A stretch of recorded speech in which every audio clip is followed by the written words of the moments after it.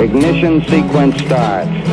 6, 5, 4, 3, 2, 1, 0. Liftoff. We have a liftoff.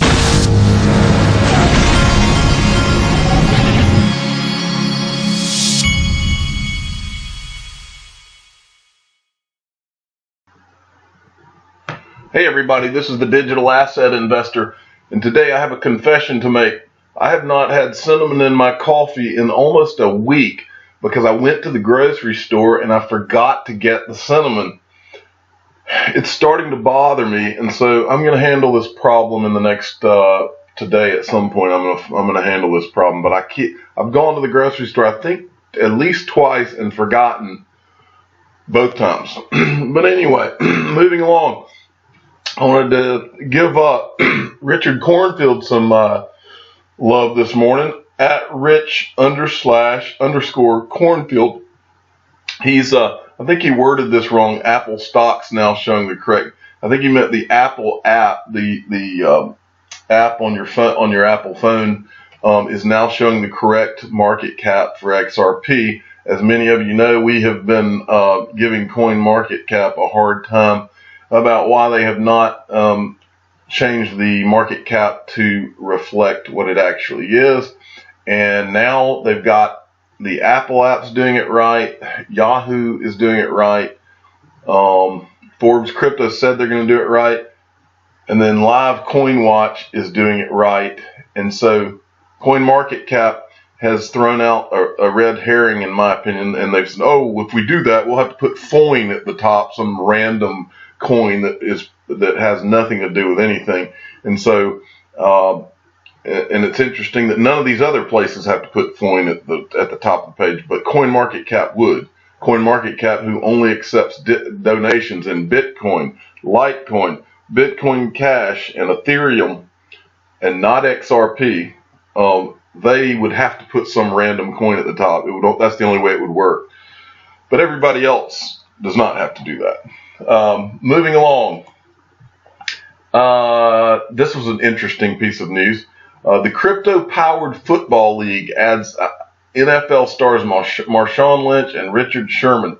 So they're starting, and I just wanted to show you this just because I like to show anytime that pop culture begins to seep into the crypto world, it's important to understand that this is big. These guys are talking about starting a crypto-powered football league, and basically, I don't know exactly how it'll work, but it said in this article that it's a fan-controlled football league somehow, and so the fans and Joe Montana is involved in this thing. This could be really, really interesting. I'm a fantasy football player, so I do the fantasy league, so this could be very, very interesting.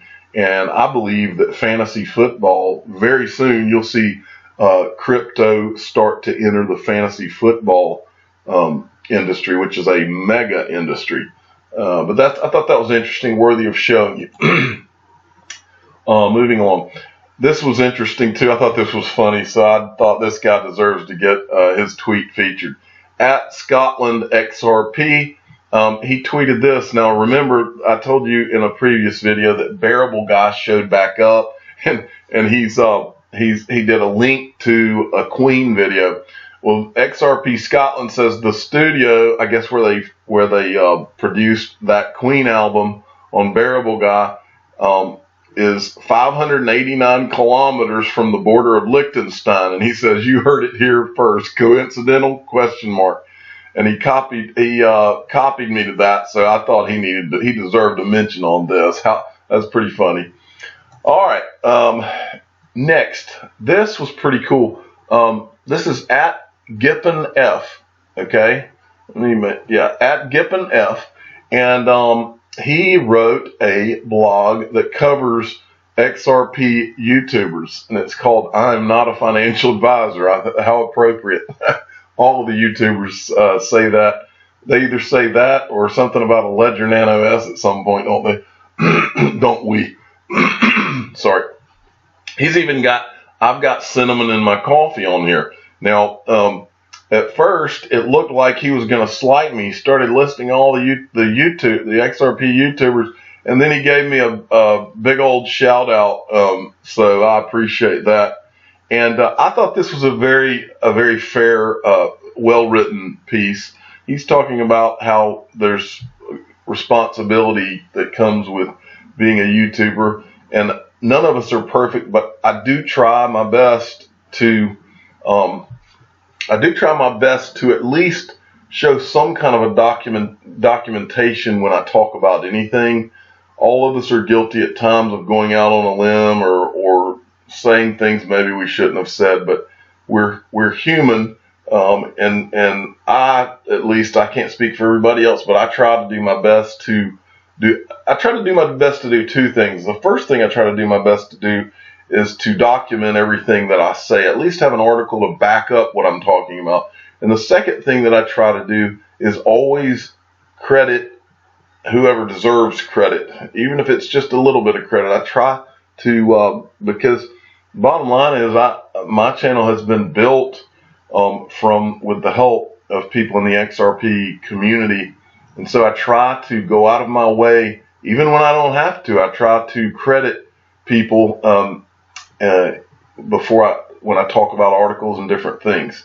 I would rather be able to credit someone from, say, Twitter that posted an article than to just talk about the article myself.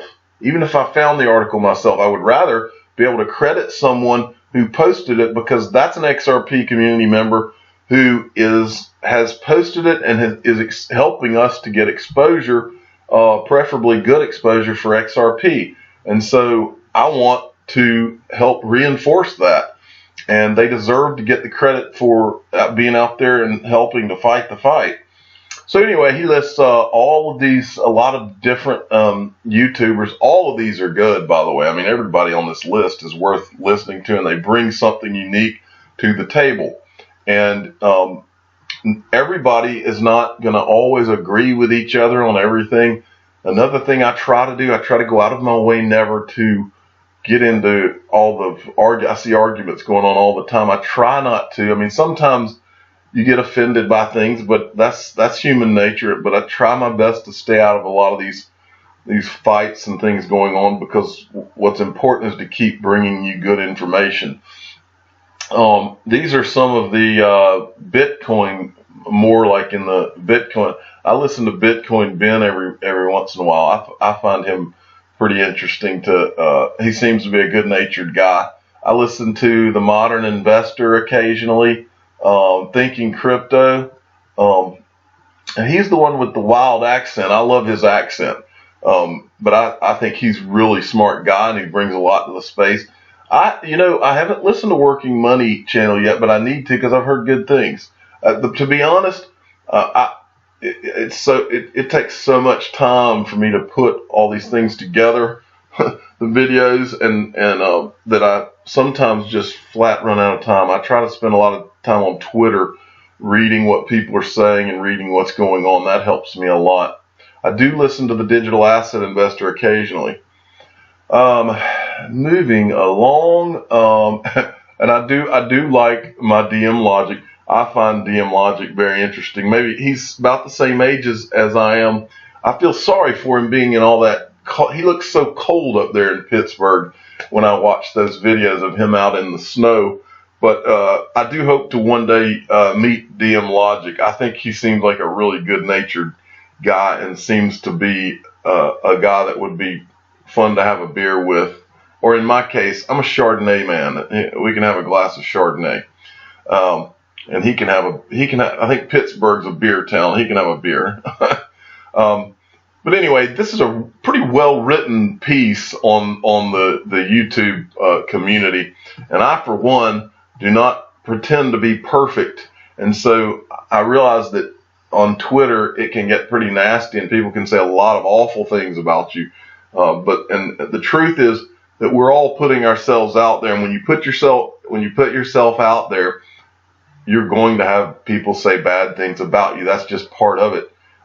I learned from when I was younger and did cold calling on the phone and all that, that's something that I was always extremely good at. I had the ability to block out the negativity of the thing and block out and stay on course and understand that when someone chewed you out on the phone that it wasn't a personal thing. For all I knew, it could be them having a bad day and I caught them at the very wrong time. And so I'm pretty good at being able to block things out, and I try not to pay attention to all that negative stuff. There are some people that put things in the comment sections of these videos, and I know it bothers a lot of people. I read comments where people go on and they'll say nasty things to me about a video I did, and my first thought when I read these things is always, wow, I mean, you wrote this about me, and it's kind of like, wouldn't it have been easier just to not write it? If you're going to write something if you're going to put out poison, what do you really accomplish with that? Do you expect me to say, oh, you're right, I am this total idiot jerk or whatever? And I mean, I always wonder what is going through someone's mind. What do they really feel like they're accomplishing by being that nasty to someone? But normally I just ignore it and move on. Or if they say something really nasty, I'll just delete, because that's people like that. They're just trying to be ugly for no reason, and I don't have time for that. And we don't have time for that. We're on a mission. Last article I wanted to show you. XRP and Ripple community is manipulating Twitter for promoting Ripple, says Dogecoin Creator. And I want to make a point here to the Dogecoin Creator. And that is, there's a reason, just like I was just talking about YouTubers, and it doesn't matter what it is in life. If you do a good job at something, the cream always rises to the top. If you do a great job at something and you outwork everybody else, there's a very high percentage chance that eventually you're going to do better than everybody else. Well, the XRP community is no different, Mr. Dogecoin Creator. If you have a better digital asset and you've got a better group of people around a company that's working on that digital asset's best use case or biggest use case, then eventually you're going to have a bigger and a better community than the Dogecoin community or any other community that does not have what XRP has. I mean, that's just the way life works, man. You don't have to try to come up with excuses and accuse the community of having bots that are the reason that it's doing well. I can promise you, Mr. Dogecoin Creator, I'm no bot. I'm a 44-year-old man that lives in Georgia who went through the financial crisis and went through the .com boom and bust. And I have two children. I have two sons who I want to live in a better world than the one that I've lived in. I feel like I found something that could change my life and change theirs and change their kids' lives. And I feel like Ripple has the right team and the right use case. And someone early on created XRP, which is the right digital asset and does everything better than all the digital assets that are in existence. And for that reason, I found XRP. And then I decided, because I believed in it so much, that I would start a YouTube channel. And that YouTube channel, because of my belief, has done well and will continue to do well for two reasons. Because I do believe what I'm talking about, and because I'm going to work my rear end off to make it a good channel, because I believe that it will help people to change their lives and their families' lives. So, Mr. Dogecoin Creator, yeah, I guess bots do exist, but I'm not one. And I know a lot of people in the XR community that are not bots that I talk to every day. So you're just going to have to deal with the fact that XRP is a better technology, and the community is huge because of this. I'm the digital asset investor. I'm not an investment advisor. This is for entertainment purposes only. Please subscribe, hit the like button, and tell your friends and family that the digital asset investor is not a bot. Thanks for listening.